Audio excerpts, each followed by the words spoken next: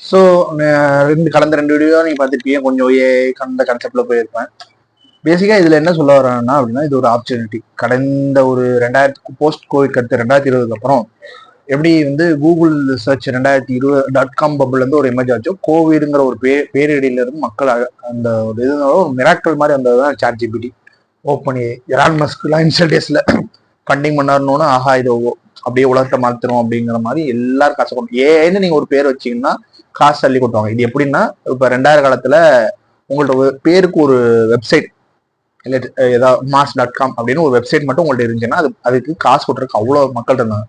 அதுலதான் அலிபாபா வளர்ந்தாங்க. நம்ம Elon Musk சொல்றோம் இல்லையா, அவரே வந்து ஆரம்ப காலத்துல ஹார்ட்வேர் படிச்சுட்டு இருந்த காலத்துல மாதிரி ஒரு அந்த டயத்துல அந்த பபுள் வெடிச்ச டயத்துல 2-3 வெப்சைட் வித்து அதுல காசு சம்பாரிச்சு அதுக்கு அதோட பேபால் மாதிரி ஒரு பேவிங் கேட்வே உருவாக்கி அதை காசு கோடி கணக்கில் ஒரு 150 பில்லியன் கிட்ட வித்துட்டு அதுல இருந்து 3 கம்பெனி உருவாக்குனாரு. ஒன்னு வந்து ஸ்பேஸ் எக்ஸ், டெஸ்லா, அப்புறம் வந்து சோலார் சிட்டி. இந்த 3 இது உருவாக்குனாரு. இது எதுக்கு சொல்ல வரேன்னா, அந்த மாதிரி எப்படி அந்த காலத்துல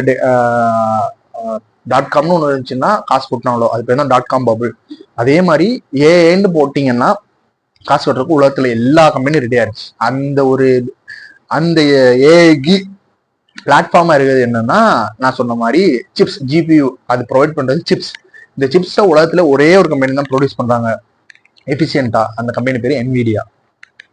அந்த சாட் ஜிபிடி வர்றதுக்கு முன்னாடி அந்த கம்பெனிக்கு ஒரு பெரிய கோவத்துல கிடையாது. இன்னைக்கு அதோட மார்க்கெட் ஷேர் பார்த்தீங்கன்னா கிட்டத்தட்ட 3 ட்ரில்லியன். கிட்டத்தட்ட ஆப்பிளை விட பெரிய கம்பெனி அது இருக்காங்க.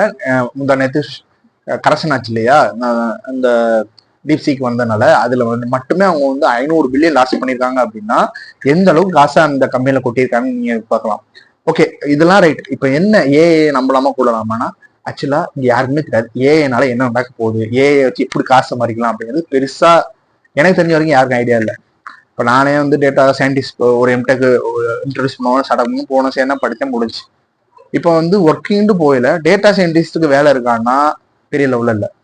ஆனால் டேட்டா இன்ஜினியருக்கு வேலை இருக்கு. ஏன்னா அவங்க ஈட்டில் ப்ராசஸ் பண்ணணும், டேட்டா கிளீனிங் பண்றோம், ஒரு பிளாட்ஃபார்ம் டெவலப் பண்றோம், எஃபிஷியண்டாக நடக்கிறதுக்கு டேட்டா இன்ஜினியருக்கு வேலை இருக்கு, டேட்டா அனலிஸ்ட்டுக்கு வேலை இருக்கு, பிசினஸ் பர்சன்டேஷன் இருக்கு.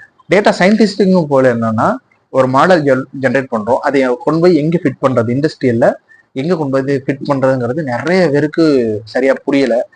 இல்லாட்டா அதோட பிசினஸ் ஆப்டிவிட்டி இந்தியன் கான்டெக்ட்ல இல்லை. ஆனா யூஎஸ்ஏ பொறுத்த வரைக்கும் 55 அந்த நாட்டில் இருக்க மக்கள்ல 55% ஷேர் மார்க்கெட்ல இன்வெஸ்ட் பண்றாங்க.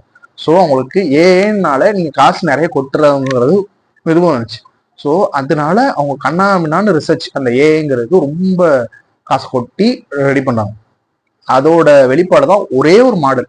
வெறும் 5 பில்லியனுக்கு உருவாக்குற ஒரு மாடல் கிட்டத்தட்ட 100 பில்லியன் உருவாக்கின ஒரு அவங்க உருவாக்குனதை விட எஃபிஷியண்டா வந்துருச்சுன்னு ஒரு நியூஸ் கிடைச்சோம்னா, ஒரு நாள்ல 1 ட்ரில்லியன். அந்த 1 ட்ரில்லியனோட வேல்யூ என்னன்னா, இந்தியாவை விட பாதி சொத்துக்கு மதிப்பு. ஓகேங்களா, அந்த அளவுக்கு லாஸ் ஆயிடுச்சுன்னா யோசிச்சு பாருங்க. இதுதான் ஓகே சரி, சைனா பண்றான், அமெரிக்கா பண்றான், இந்தியாவில வந்து அது அப்படி ஒரு கம்பெனி இல்லையா அப்படின்னா இருக்கு.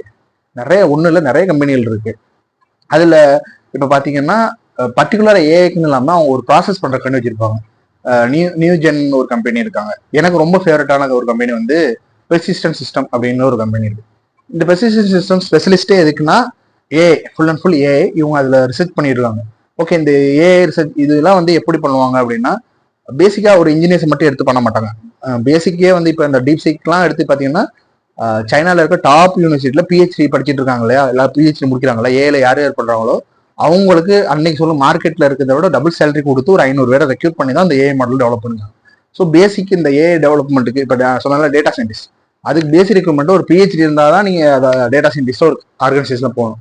ஏன்னா அந்த அளவுக்கு ரிசர்ச் ஓரியன்ட் தான் இது. வெறுமனே ஒரு டாஸ்க் இது கொடுக்கணும் இப்போ அப்படி இல்லை, ரிசர்ச் பண்ணணும். என்ன மாதிரி ஒரு சயின்டிஸ்ட் உருவாக்கணும். ஒரு எந்திர படத்தை ஞாபகம், அந்த ரோபோட் என்னெல்லாம் பண்ணுமோ அது மாதிரி உருவாக்க ட்ரை பண்றோம் இல்லையா, அது செய்யறோம் இல்லையா, அது எப்படிலாம் பண்ணணும் அந்த அளவுக்கு ஆராய்ச்சி ரிசர்ச்ல ஸ்பெண்ட் பண்ற கம்பெனி இதனாலதான் இது உருவாக்க முடியும்.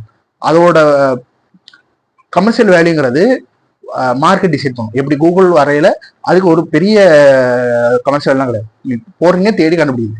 ஃபியூச்சர்ல காசு நிறைய இது கொட்டி முடிச்சிடும் என்ன ஆச்சுன்னா, ஸோ இதுல வந்து எப்படி பிசினஸ் ஆட் பண்ணலாங்கிறத அவங்களுக்கு தேடி கண்டுபிடிச்சு அதுல பண்ணி தான் கொண்டு வந்தாங்க. அதே மாதிரி தான் ஃபேஸ்புக்கும். ஸோ இனிஷியல் டேஸ்ல ஏங்கிறது இந்த கான்செப்ட்ல தான் இருக்கு. இப்போதைக்கு ஒரு ப்ரோ வெர்ஷன் ஒன்று வச்சுட்டு அதில் கொஞ்சம் காசு வாங்கி இப்போ பண்றாங்க. போ என்ன ஆகும் அப்படின்னா, அதுலேயும் இப்படி காசு பார்க்கலாம்னு இது பண்ணாங்க. இப்போ வந்து அது எஃபிஷியண்டா பண்ண முடியுங்கிற ப்ரூஃப் ஆனதுதான் இந்த மார்க்கெட் கிராஷ். இதை பத்தி இன்னும் கொஞ்சம் என்னென்ன உங்களுக்கு டவுட் இருக்குங்கிறத கமெண்ட் பண்ணுங்க, நான் அடுத்த வீடியோல சொல்றேன். தேங்க்யூ.